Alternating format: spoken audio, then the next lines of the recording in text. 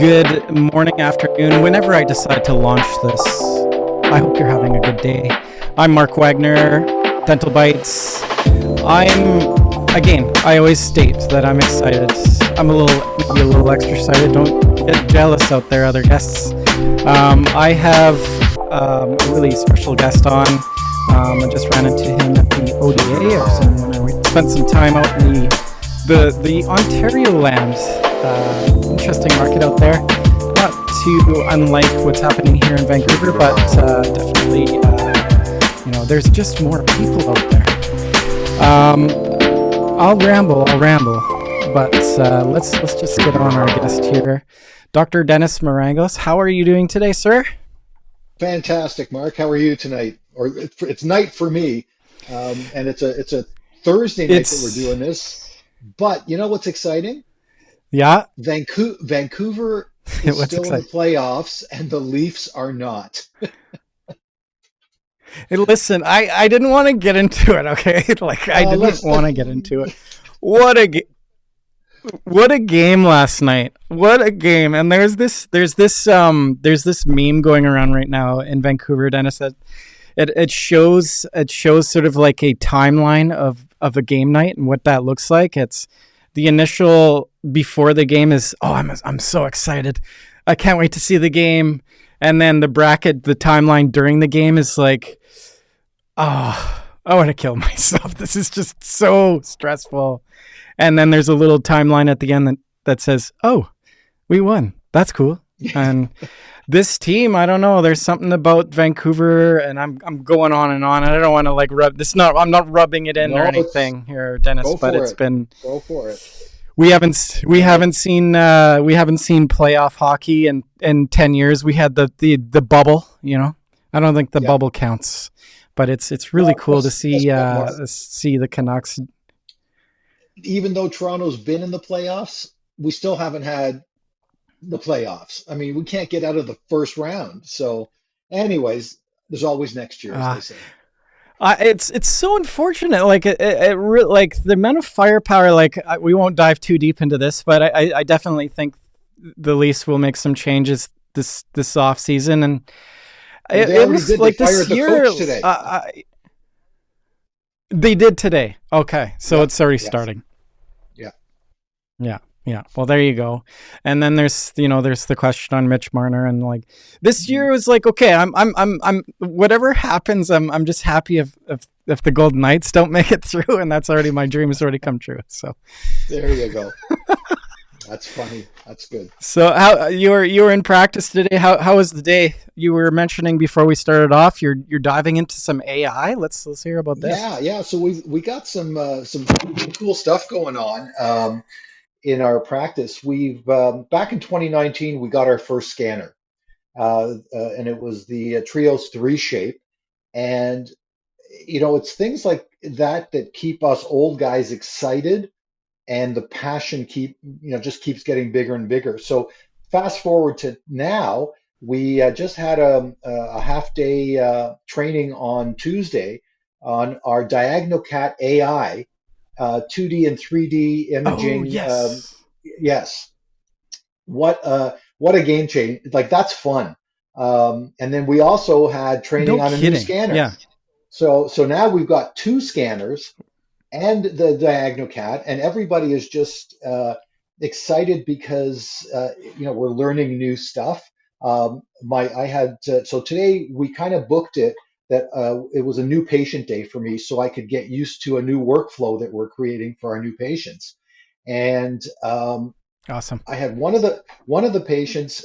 She said, I've been going to a dentist all my life. This was the first real dental experience I ever had. So, and Really? and yeah, and I said, "What? Please tell me. Like, what do you mean?" She goes, "It was an hour. You gave me so much more information about my oral health, and your technology just blew me away."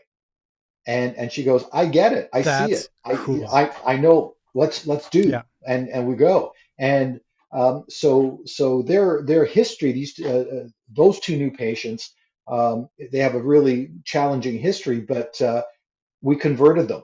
they become fans of dentistry again, at least in our practice. So when you That's talk cool. about Dennis, which practice were you in today? Your TMJ clinic, or were you in just general practice today? general practice today. My TMJ clinic is a totally different animal. I mean, we don't Yeah. market at all. I mean, it's all word of mouth because I can't handle the patients that we're getting. So if I even I'm tried to sure. market, like I got nothing. I mean, there's only so much, right? So Right. um, these Yeah. new patients in my general practice were referred from other patients, and those are the best patients that you can Right. absolutely ever get. Knowing that you're a marketing genius, I think we're going to delve down that area a little bit. And you see, I got gray hair. Yeah. So when we started Yes. right at the ODA, I think it was the next booth to you was the Patient News Publishing Group, the newsletter people. Yes. Yeah. Yeah, okay. Well, I Yeah. worked with them like 5 years ago, and that was the extent of marketing in those days, right? Newsletters and stuff. And now it's Right. evolved to the level that you're doing it at, which is kind of beyond my scope and stuff. So, but I'd love to have this Dennis, we chat and call it marketing. It's called marketing diversification these days. So yeah, there's also all sorts of different parts that work together, and ultimately, getting in practice. Like let's backtrack a little bit here. I want to hear about a little bit about this. It was a DinoCat. Is it a diagnostic software? It's an AI driven diagnostic software. So the way it works, it integrates with our digital radiography and our dental management system. So we're using Dentrix and Dexis.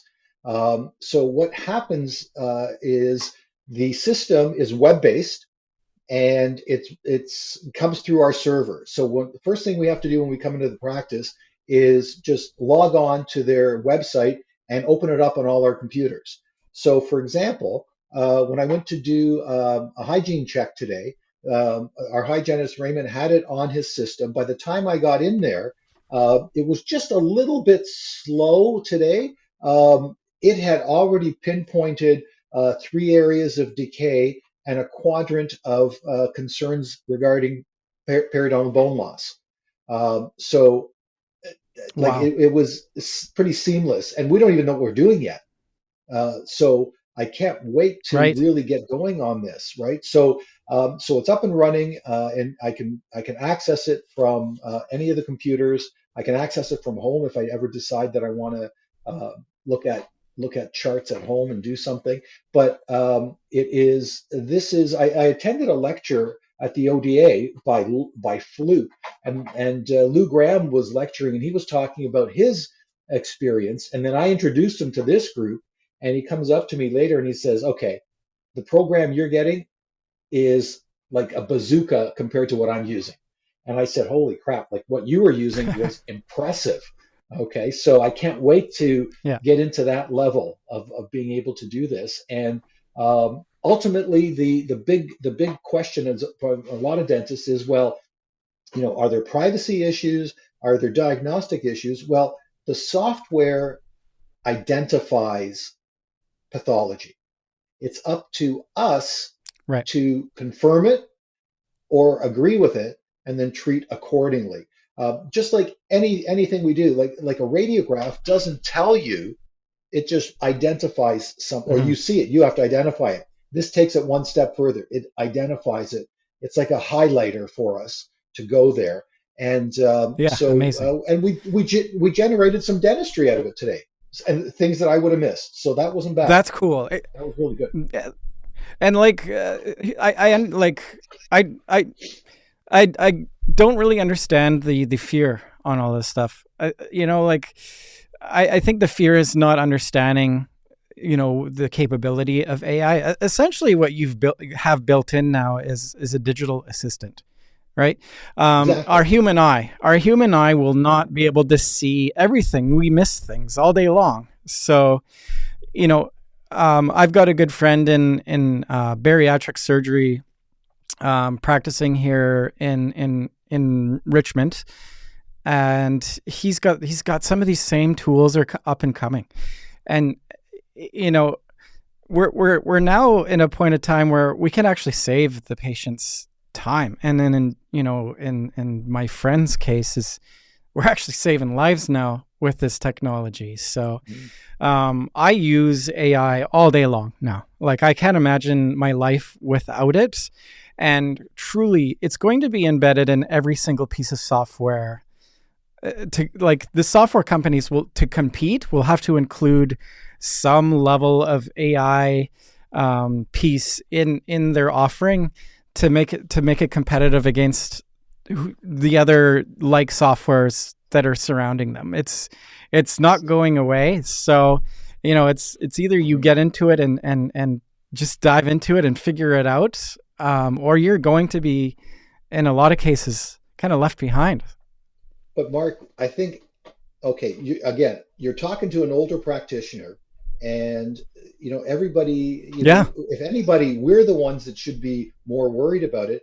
But we have no fear. People don't have fear using AI on their phones, on their laptops. We don't even know that it was AI until it was labeled AI. Then all of a sudden, the robots are going to take that's over the right. world and we're done, right? But it's been in dentistry longer than we know, just not labeled that way. It's the fear of change, I suppose, right? But I mean, we talked about the intraoral scanner. That's a kind of a standard of practice now, right? Like That's AI. 10 years ago, and it's AI's built into it, right? Sure. I mean, imagine your life without the intraoral scanner. Oh, right now, yeah, I think since 2019, we looked at it. I think I've taken three impressions, actual old analog impressions. All Now, right, having said that, you need to, in order to take a good scan, you need to know how to take a good impression. Because what happens today sure, if the power yeah. goes out and you have to, so yes, I mean, you can't, ignore technology. You have to know old school to be good at the new school.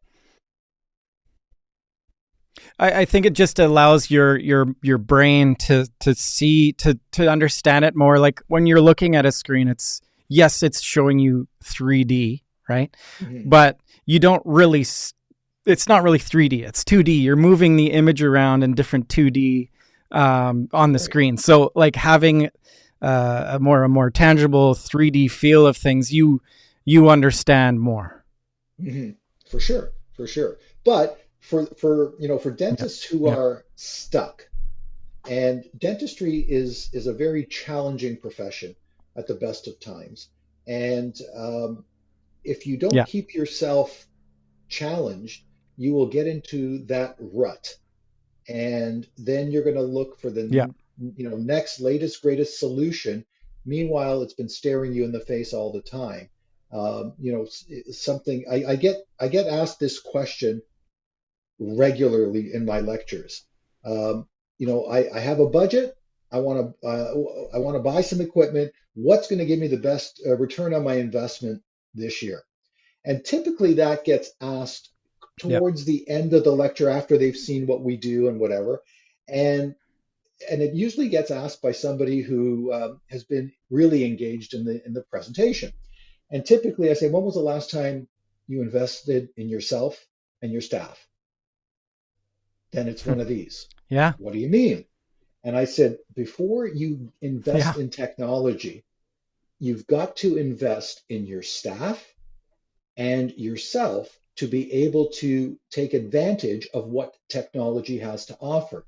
Because I bet you there's however many Yeah. dentists are listening out there, there's going to be half of them that have bought equipment that is still either sitting in the box, sitting on the shelf, that they haven't actually implemented.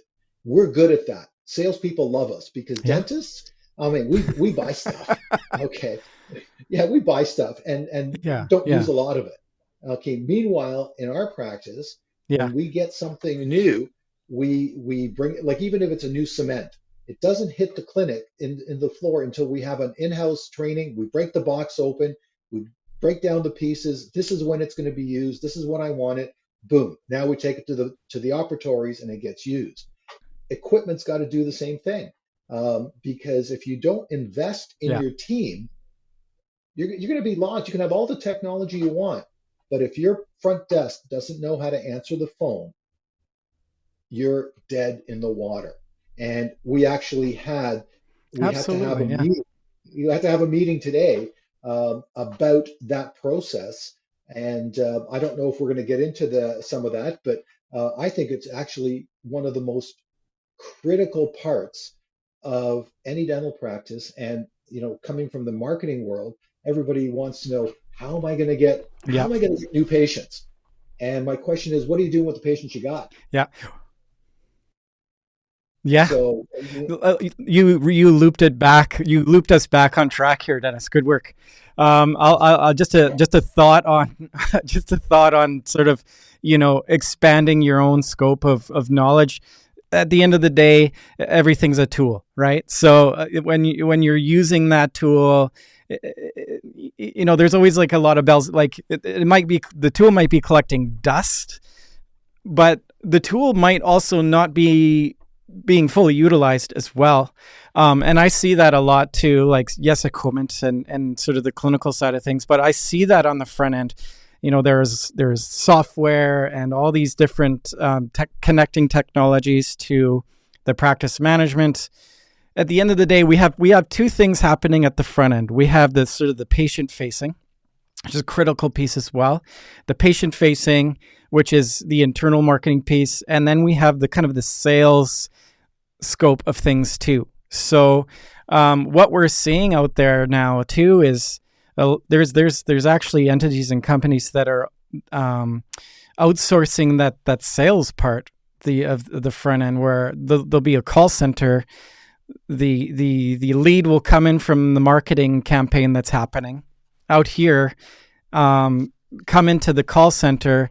They'll field the call. They'll get all they'll ask them the questions, take all the insurance information, and then hand deliver that patient to the front end to let them sort of book them into the practice. So it's super critical. And you sent me this stat, and like, this is just seeing this stat. Like, you've sent me, like, I love it when like every now and then, it'll be like once every couple of weeks or every month, I'll get an email from you saying, "Hey, Mark, take a look at this stat." And the one stat that just like boom blew my mind apart was this. There's this company down south. You know who they are. You can back me up on this. They did 12,000 ghost calls, and was like 35% of them went to voicemail. Now I'll add to your stat, because I got this stat from somebody else. If you don't handle somebody now within 5 minutes of them reaching out to you, you're 25x less likely to have them as a client, have them as a customer, and less likely for them to buy your service or products. 25x if you don't handle them within them seeing that advertisement to converting them. Mhm. So, Mark, that goes to my point about the element of return on investment. So, back to that. That was a study I read in a paper by a company called the Scheduling Institute. And out of all the stats, Yes. only five, it's 6% of the calls of the staff members asked for a caller's name. So they didn't even ask for the person's name, and they're trying to talk to them. Yeah. So I had a new stat Yeah. today, actually. I was just reading this paper today that they said the average conversion rate percentage for a new patient inquiry is 23%. So that means for every 100 calls, Really? only 23% of those people are being scheduled for an appointment. Okay, so Wow. yeah, so do you blame your marketing or do you blame your front desk? Even worse is Yeah. dentists don't know how to track that. So we have a tracking sheet, They okay? And yes. Yes. Good. You know, Yes. we have a, you know, you have to have a system. So I like, you know me, you've attended my lectures, you know I'm a system. I got systems for my systems, okay? And our Systems system all day is long. Yes. Yeah. all day long, because if something goes wrong, you can fall back on your system and say, okay, where did we miss the boat on this particular event? Okay. So, you know, Yeah. we have what we call is the pink sheet. So whenever we have a call, I expect my staff to fill in the pink sheet. And what's on the pink sheet? First Love thing, it. caller's name. Who's the caller? Okay. What did they call? And let's triage them. So here's something that happened on Tuesday. I've had in the last couple of months, I've had some of my long-standing patients um, point out a couple of things that they saw that is unusual at our front desk. So I had to. So the one said, "You know what? One of your gals missed converting two potential phone calls to new patients, and she's in sales, so she Hmm. got it. She got the message. So she's just listening there, and she comes Yeah. back, and first thing she says to me is, "Hi, did you know this is what happened?" So I had to, take a step back. I went through some of my stuff, and I had a meeting with the two ladies that answer about 95% of the phone calls. Okay, and I said, "Ladies, we got to take a step back. This Mhm. is what we're going to do."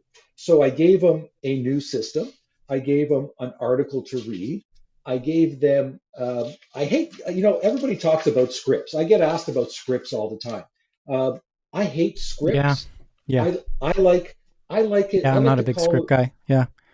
I like to call it a recipe for communication. Oh, okay. Yeah. All right. Okay, because Okay. a script is what they do in Hollywood. You got to read the lines, and then there's an appropriate response. Well, me and you can read the same script, and it's going to come across differently. But if I give you a recipe for Absolutely. communication, Yes.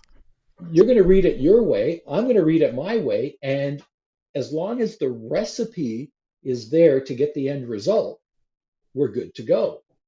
And some of the questions, the two Yeah. patients that we missed were all related to the Canadian Dental Care Plan, which is a hot topic amongst dentists today. But I just Yeah. want to go back to this one Absolutely. Yes. stat, okay? And I'm going to read this from one of my notes.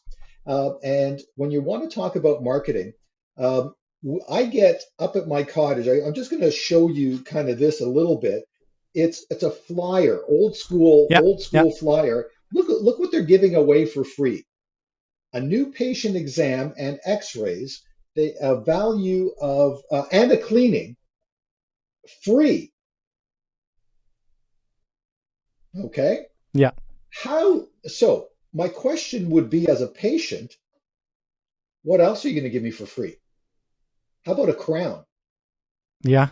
Okay, so Well, then now, it's like what drives me nuts about this, and you see this a lot in sort of the orthodontic world, is mhm, the you just like there's a huge commoditization of that now. I see mhm. the same ad for Invisalign. It's just you flip through social media and it's one practice, it's the same thing over and over again. What now you're training your patients to be just consumers now.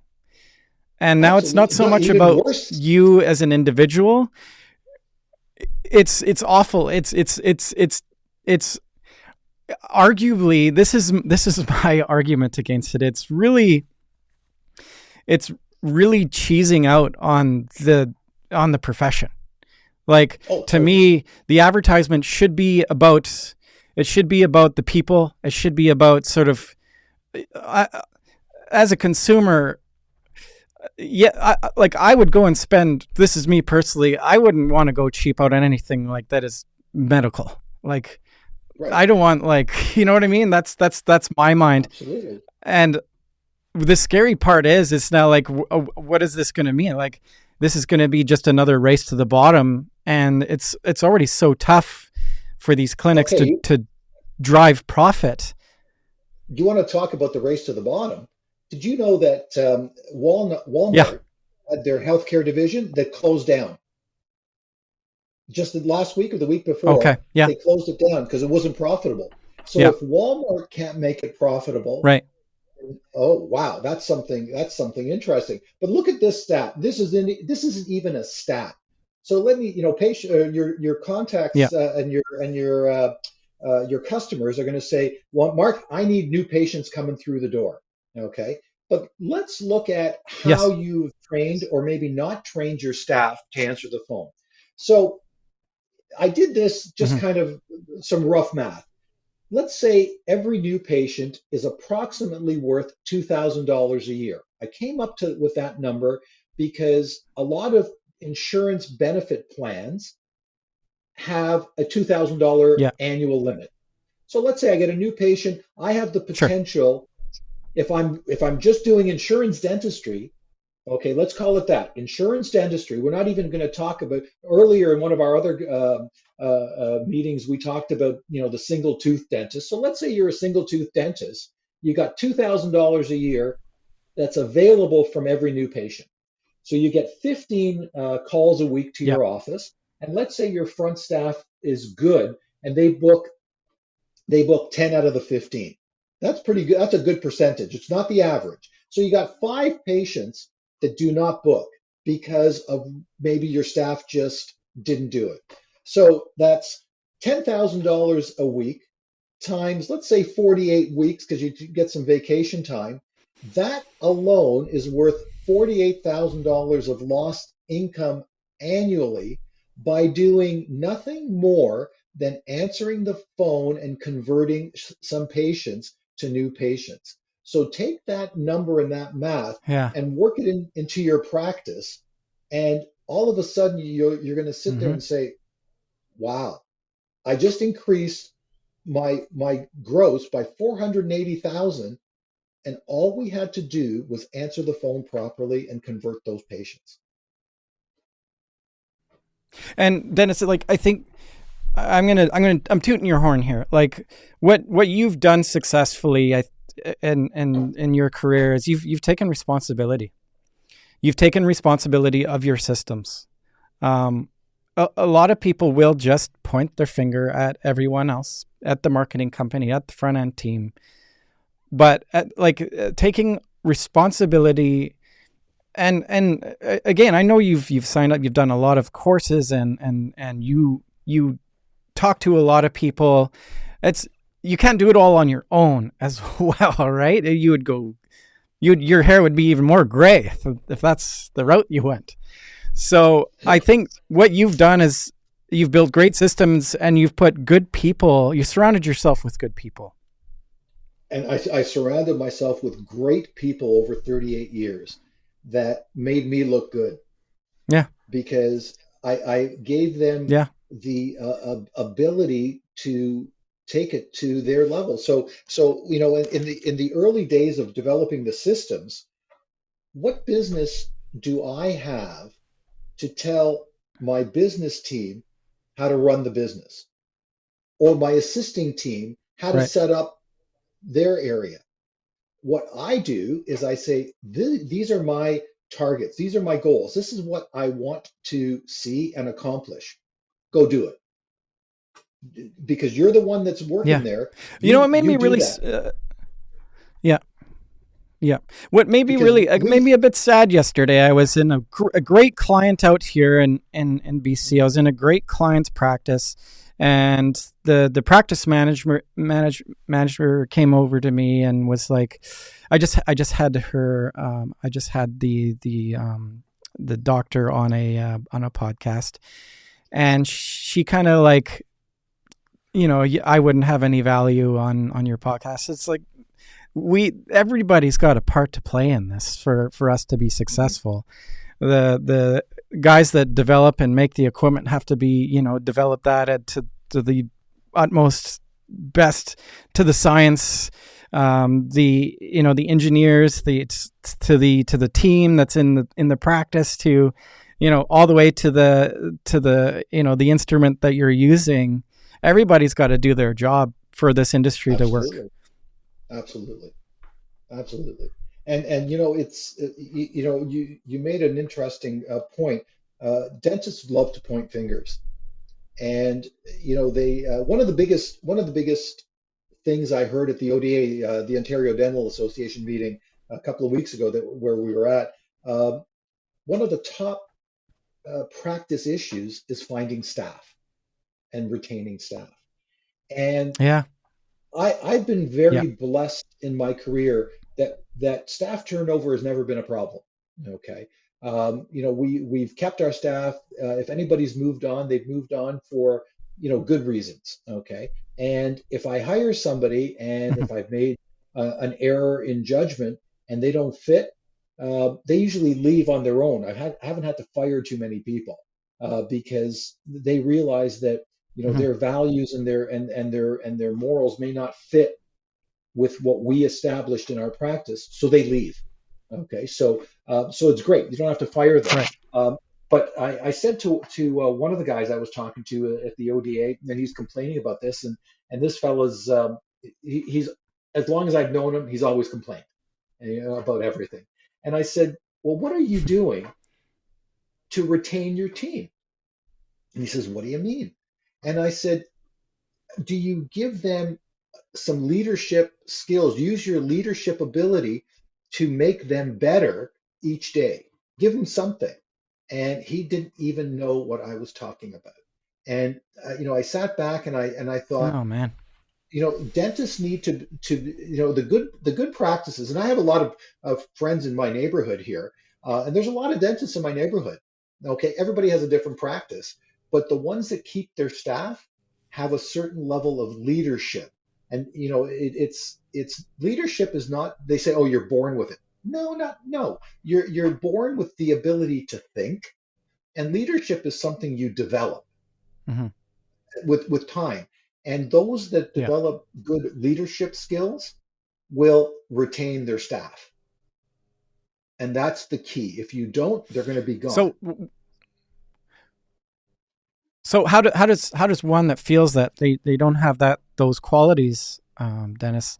What are three great tips for those folks out there that need some help in that arena? Like what should how should they be thinking? What's your sort of philosophy? Is there a good book that they should read? What would you recommend? You know, that's probably the toughest question because when I had Mhm. just finished preparing this course that we were going to talk that we were going to do. It was a 2 day communication and dentistry course. My references were two and a Mhm. half pages long because I've got 38 years of experience. uh, and you know, going back and figuring this out, uh, it's under, like, you can't do it in front of a computer. You can read, but you have to go out.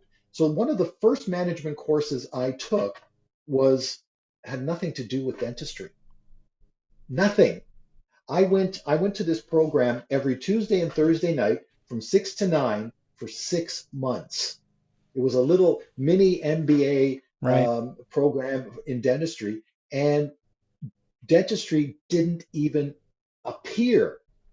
The first thing they taught us was how to get along with others, communications, and sales. And that was like, oh Right. my God. And then they got into the business of it. So I think this was an Yep. accidental exercise that you develop these skills. And you know, it's there's one group that I followed over the years, Paul Homily's group, and he talks about leadership a lot. And Paul is one of the best speakers you will ever run across.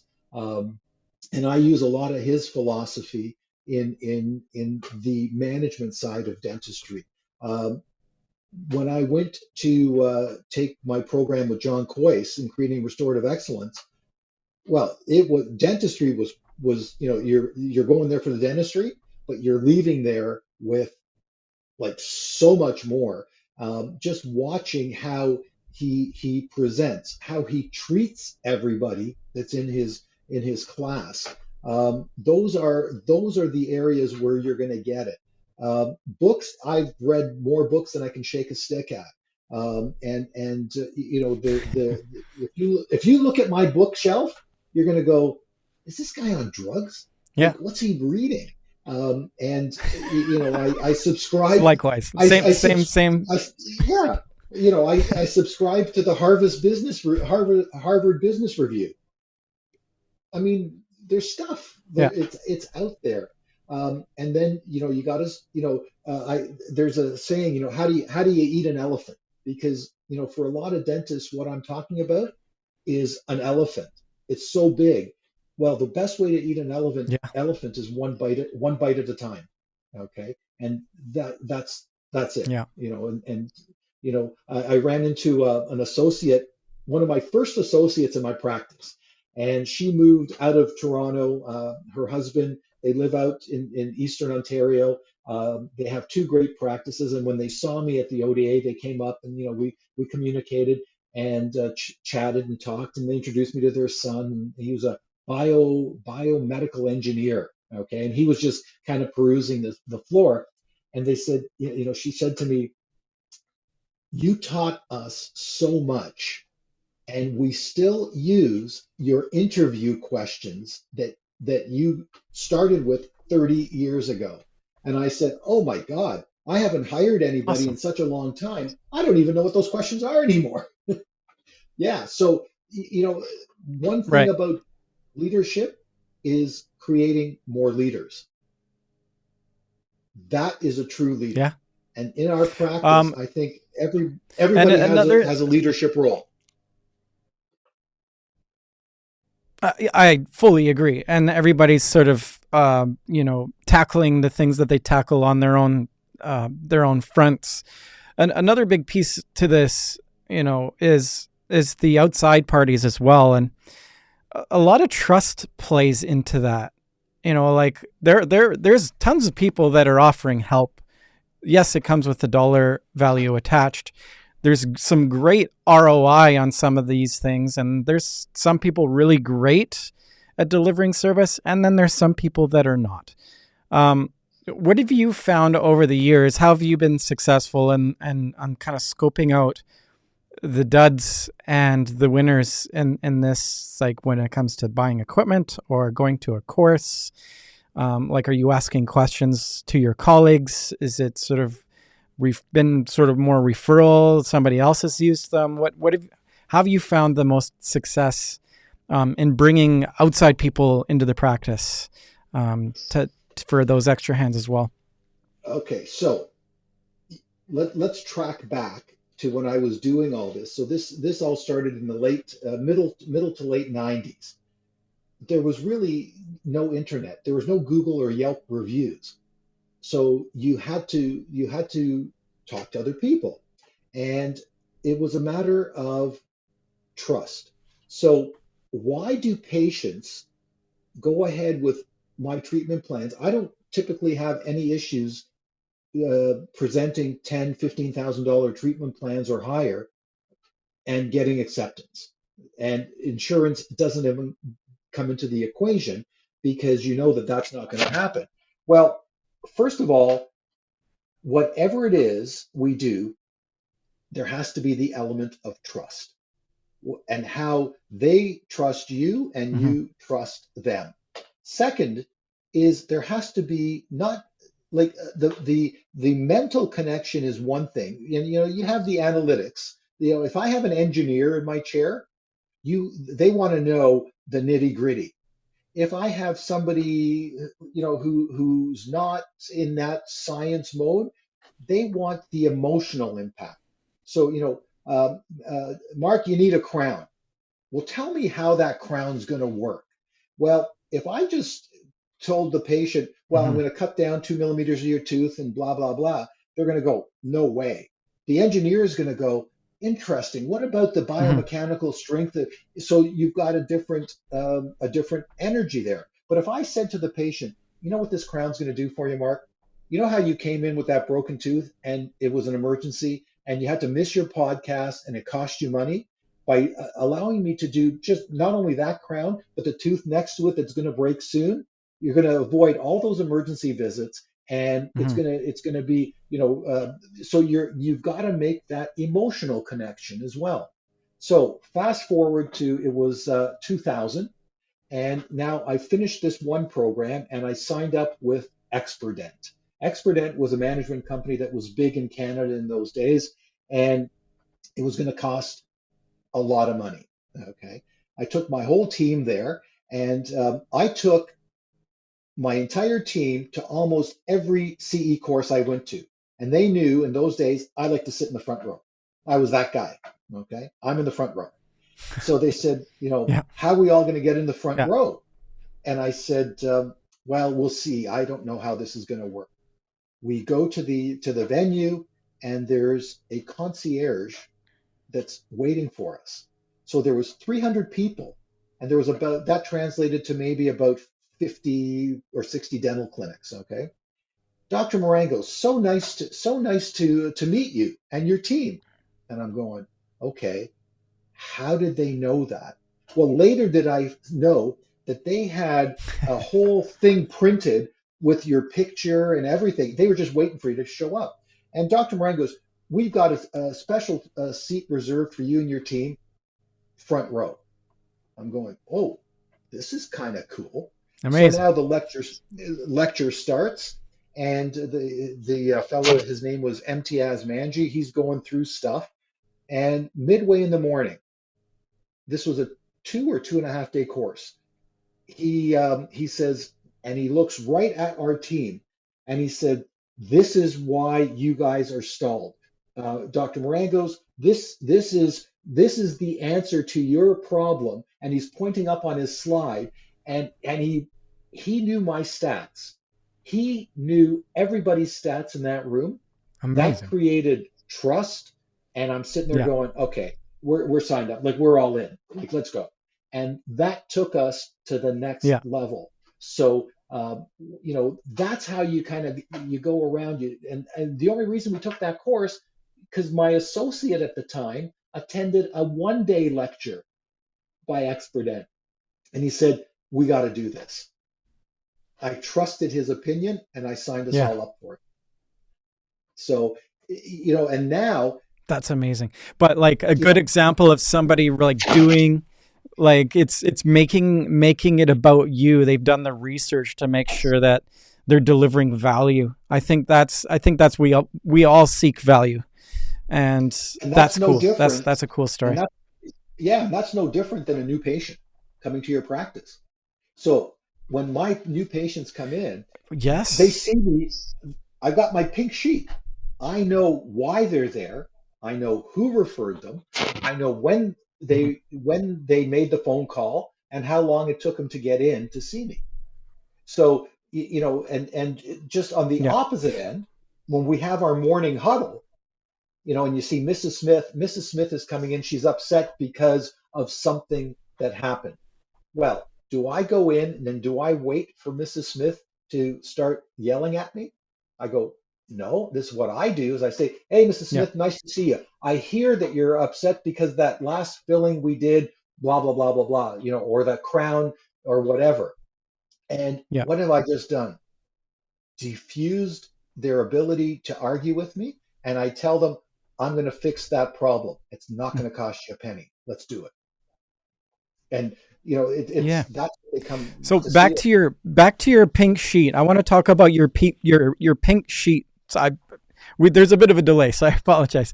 Back to Yeah. your pink sheet. So we've actually what our service we've digitized this, and Hmm. this is you've created a customer relationship management system. It's all part of like Okay. delivering good services, that relationship management, like sales as salespeople out there now, like the guys that do really well in sales these days are utilizing a really powerful software set that is deeply rooted in CRM, customer relationship management. And at the end of the day, that's what your patients are. Yes, they are your patients, but they're your customers. And Hmm. to like wrap your head around that as a clinician. I know it's not, you don't want to go that route, but I would focus more on your customer relationships, your patient relationships. Then I would focus on giving somebody a $500 deal on Invisalign. That at the end of the day, you're going to get the new patients if you and long-term patients if you focus on the relationship, not just on that commodity, on the here's your money off, here's your free toothbrush, here's your free whitening kit. The growing a practice is all about keeping the patient. At the end of the day, if you offer something up as a gimmick, if you're selling your service as a gimmick, that you're going to attract the person that's going to go after that next gimmick the next time they need to go see the dentist. If you attract that person for being a partner in their oral health over a long term, you're like dentist, you've invested in these tools and now you've got this cool AI tool where you can really bring your patients through the journey of their oral health and make them, you're a partner in their life for that. That's what folks should be focusing on. Like that's what we strongly believe in. So Dentist on Demand, we've built the CRM, the pink sheet, but it's all digital. Well, when you talk about free, I every so often I'll get a question from a patient. Why don't I do free consults? I don't do free consults because a free consult is worth exactly what you paid for it. If they don't have any skin in the game, they are not going to pay attention.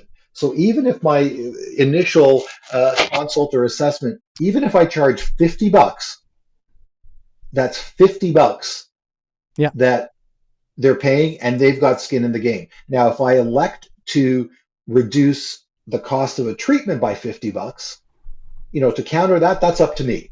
But typically, I wouldn't do that. Yeah.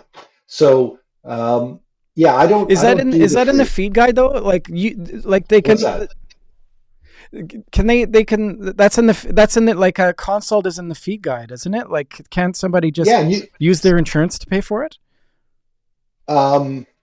Yes, of course. Yeah, there's a code. There's a code for that. But you'll see free consults for this, for that, and you can't do anything. Like I like to charge at least something to say, okay, this is what we're looking at. Now you have to come in and we have to do the more comprehensive exam if that's what you want to do, and so on and so forth. But when you back to when you're talking about your customer management sheet in dentistry, we call that diagnostic opinions. You need to present your cases. First of all, if a patient comes in saying, I've got a toothache up here, and you're busy talking to them about Invisalign and veneers, and you don't address the problem they came in with, guess what? They're gone. They're gone. So the first thing you need to do is you address that problem, and then you have to word it to say, in order for us to get to the root of that problem, we need to do this, this, this, and this to make sure that we're understanding how severe this is or could be. So in our world, I mean, we like to talk about the gums, the bite, the function, and the aesthetics. But when it comes to treating a patient, everybody wants to look good, but you got to start from inside the mouth, get the gums healthy, get the function, the TM joint and the occlusion right, then design what you're going to do, and then the end result, the aesthetics will kind of fall into place if you follow through a plan. Most dentists don't have a systemized plan for their diagnosis and their exam. And when I hear dentists say, oh man, we get 40, 50 new patients a month. Fantastic. Who's doing the new patient exam? They're like, well, they're going through hygiene. I said, okay, so you drop in for 5 minutes and you charge $160 for 5 minutes. You have just wasted the most valuable opportunity to create a relationship with that patient. So in our practice, Yes. Yes. every new patient comes through the dentist. We make a periodontal diagnosis so that Ah, we're just bringing in two more hygienists because our perio program is like they're waiting too long to get in. So we had to find two more hygienists to bring in. We only have four operatories. So we're making the best use, and that's where the management team made the decision to bring more hygienists in on days, maybe when I'm not here, where the other doc's not here, and we just kind of double or triple up whenever we can. But yeah, I mean, a periodontal diagnosis is key. Otherwise, they're getting a spit and polish every 6 months or 9 months, and you're wondering, yeah. how come my income isn't so great, right? So yeah, no, every new patient comes through the Right. dentist. Yeah. I love it. So Yeah, I mean, obviously, hygiene is such an important piece of the practice, but yes, absolutely. Like, you need to get your hands in there, or else, so and asking the questions. Like, so here's, I get asked this question. We talk dentists hate doing hygiene recall exams because typically you're right in the middle of something and your hygienist is standing behind you, staring through you, and you're feeling their pain. So what we do at our morning huddle is we plan the hygiene visits. So if I know I have to do 5 hygiene checks, I'm telling the hygienist, okay, I've got Mark in the chair here. While I give Mark his local, I'm going to come in and do my check on you. And it could be at the beginning of the appointment or at the end of the appointment or in the middle of the appointment. It's this way, you gotta plan your day. And I said, okay, so you're complaining about new patients. Well, how many hygiene checks did you do today? Oh, okay, I did 5. You just had an opportunity to revisit 5 new patients because the last time you saw them was maybe 6 months ago. Things change in 6 months. Maybe yeah, that seed you planted 6 months ago yeah, is germinating and you got to take the time to revisit that. So if you look at your hygiene recare exams as an opportunity to recultivate a relationship with a patient, take it. That patient is already in your practice. absolutely. You don't have to invest anymore. They already trust you because they're coming back. That's a simple Yeah. one. And what would you say? What percentage of what percentage of your, like, who comes to see you for these big ticket things? It's always like this. It's an ongoing conversation, an ongoing diagnostic. You're watching them over time. Those patients are going to do these high ticket Invisalign type all in fours or cosmetic type of cases. Here's, like, in the marketing world, it just seems to be such a weird time from my vantage point. I'm seeing all these great great dentists out there just focusing on all the wrong things. You know what I mean? I just, to me, it screams that there's a lot of people that are lost. There's a lot of folks that are Totally. lost out there, and I understand why all these groups are growing, because they just don't want to do all the business side of things. They just want to do the dentistry and not have to focus on these things. And even, like, there's been some cases where, on the marketing standpoint, we're doing all the right things. The data's there, the traffic's there, we're converting, and it's all going well. And the dentist pulls the plug. Like, it's the weirdest thing. So Mark, here, It's strange. okay. It's such a strange time. Nobody trusts anybody. So here's um, there was a study.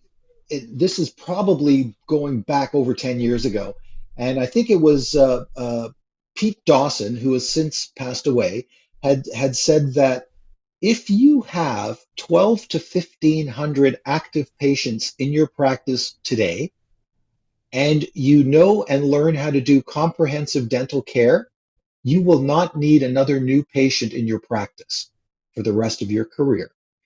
So the Hmm. big problem is when it comes to return on your investment, you asked. So I had my most wonderful experience with John Coyce's group. I've studied with Frank Spear. I've studied with Pete Dawson and his group. And I've done a few of the Pankey courses, which is another large group. Those are the groups that are going to re energize you into loving dentistry again. It all starts with understanding that part of comprehensive care in dentistry.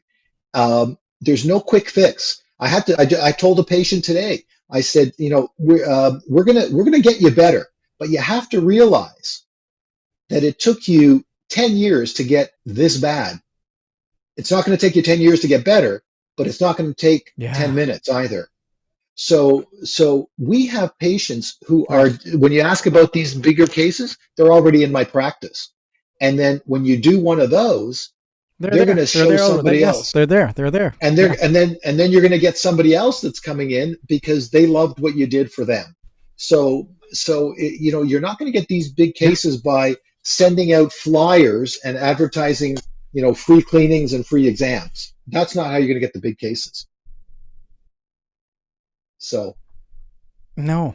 yeah, I mean, yeah. it is working out there, though. I will say, there, like, Oh, we for have a sure. service called Diamond Plus Growth Partners, and there are folks that just want Invisalign out there, but we try and do it the classy way.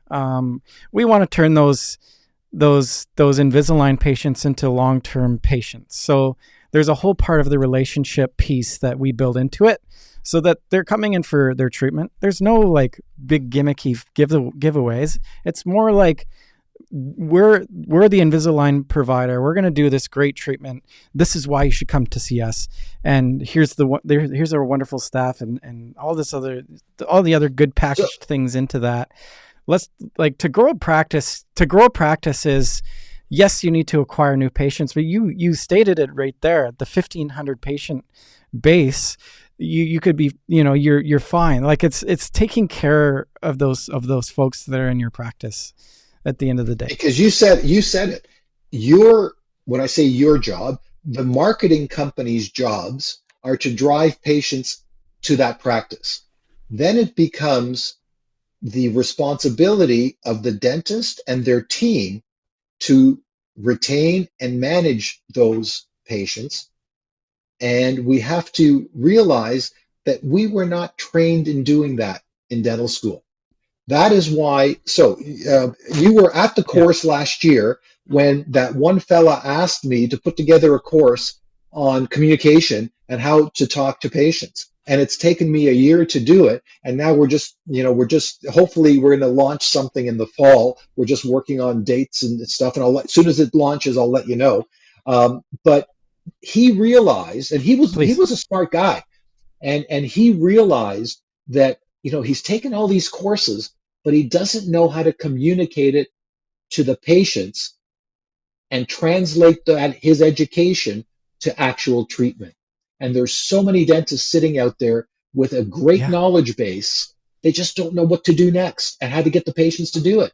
And then, like you said Yeah. earlier, they blame The somebody skill, the else. knowledge, and yes. Yeah. Yep. Yeah. So, Yes. That's me, Dennis. It's me.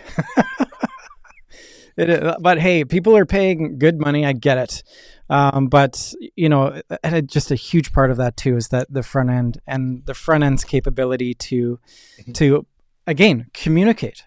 There's you know there's two different sides to the front end coin. There's the patient facing white glove service that brings them in, and then there's the answering the phones and turning these patients into patients of record, right? So mhm. conversion, it's not taught anywhere. It really is up to it's up to you know, these doctors to really, and the team as well, to take it on and learn the things that they need to do and implement good systems. Mark, I know we're getting close to the end. My two main ladies at the front Yep. desk, our office manager and our patient coordinator, both had when they were hired zero dental experience. The only thing that they knew about dentistry was brushing their teeth. Yep. They both came from the restaurant industry, which is service, Mm-hmm. right? And they know how A to service. communicate and talk to Yep. Yep. patients. It was our job to train them and develop their skill set in the dentistry model. And that's why I had my little meeting with them today to say, okay, next chapter, this is what we got to do. We got to up our game because we've kind of let things slip. Yeah. And you know, when patients of record are noticing that's a warning sign to me. Yeah, absolutely. Dennis, this has been awesome. You were right. We're up against time here. I gotta take my little girl to soccer here. So, man, oh man, we can talk for hours. I know that we can. Let's do this again. Let's like make sure that let me know about that course in the fall. Yep, I will. What again? Thank you so much. I got about 1,000 more questions. Keep sending me all these analytical pieces that you have. It's been so helpful. I Cool. really Good. appreciate you. I've got to see you lecture multiple times, and it's such a joy. The energy that you put out it's infectious. So thank Cool. you. I love it. Well, thank you for inviting me back, and I hope we will change some lives, open up some minds for some dentists, and we'll Yeah. go from there. So, looking forward to seeing you at Vancouver Stanley Cup Parade in the Hey, there Winnie you Cup. go. And hey, to get there, to get there, Dennis, what is it? It's like eating an elephant, right? It's like let's just one bite at a time One here. bite at a time. Perfect. All right, great chat. We'll chat soon. Take care. Have a good night.